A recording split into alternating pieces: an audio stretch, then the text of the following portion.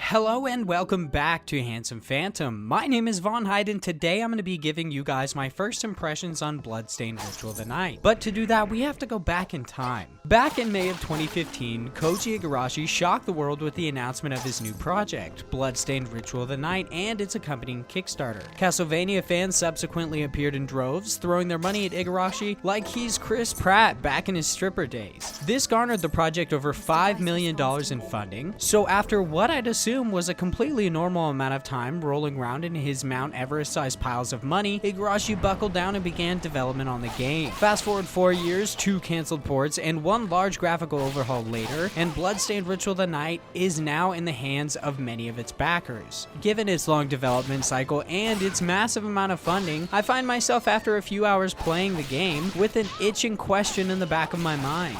Was it all worth it?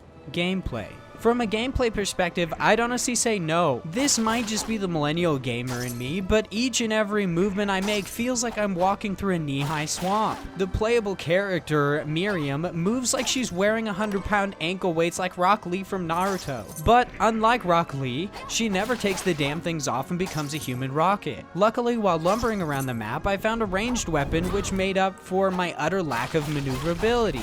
Visuals. The 2.5D art in Bloodstained Ritual of the Night can at times be quite pretty, but when it comes down to the small details like weapon animations, it's found wanting. From what I've seen, each weapon only has a single animation. This causes combat to feel stiff and almost lifeless. A big part of how combat feels is how it looks on the screen, and in Bloodstained, the combat looks and feels like when playing Mortal Kombat with your friend, and instead of going for combos, you crouch and kick over and over again. Sure, you'll win fights that way, but damn is it boring. By far the biggest letdown of the visuals is actually looking back at the concept art on its Kickstarter. When compared to the final project, these stills easily overshadow everything I've seen so far. Audio. This is actually where I think the Bloodstained shines. The music is fun and reminds me of playing Castlevania Curse of Darkness when I was young. If I'm being honest, I've never really paid attention to the music in games, with the obvious exception being the Tony Hawk Pro Skater games. But with Bloodstained, I feel like I could slog around the map listening to this soundtrack for hours. But this isn't the only great bit of audio that I've experienced so far. The voice acting is surprisingly well done and believable. Little to none of the lines feel like they're being over-delivered. Sadly, however great the acting, I'm constantly taken out of the experience by the atrocious lip syncing.